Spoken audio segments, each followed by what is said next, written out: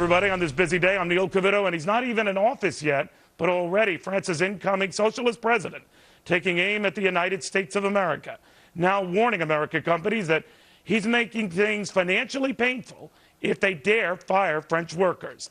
This after GM said that it was considering closing a plant in eastern France. An advisor to Hollande telling a French radio station, and I quote, "We will start an arm wrestle with GM management so they realize that there is a form of morality in economic life, that respecting workers is part of the values of a big company." But the U.S. firms employing 800,000 workers in France, should our president be rolling out the welcome mat for the new French president a week from now? Wisconsin Republican Senator Ron Johnson doesn't think so. Senator, what do you make of this French position, and how should we respond? Well, I'll tell you what, he's not exactly making it very attractive for new investment in France, isn't he? I mean, this is a very short-sighted approach, and it's certainly one I hope that we don't emulate at all.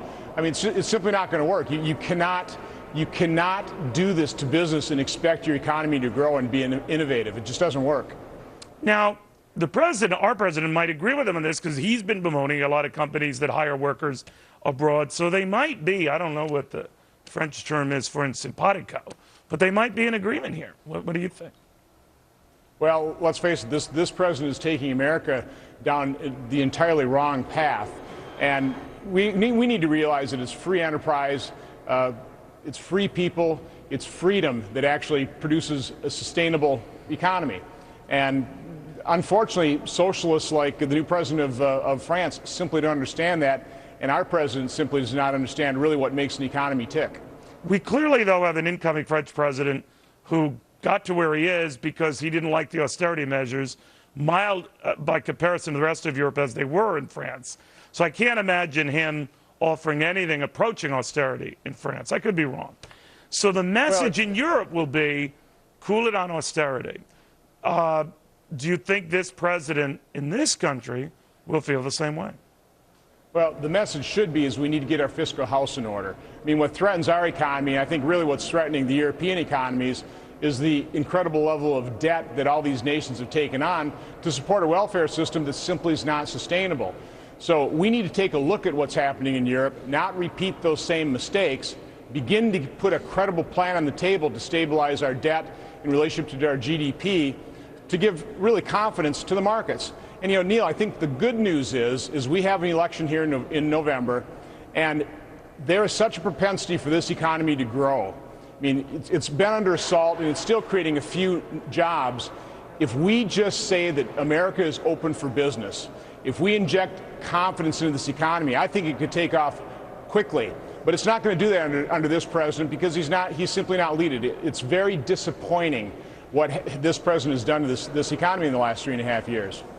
Do you get a sense that the president isn't going to push the French incoming president on this job thing?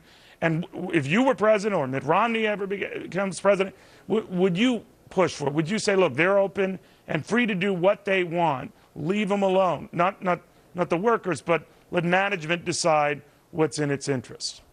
Well, listen, I think the U.S. president, and I think Governor Romney, hopefully soon to be President Romney, will concentrate on the American economy.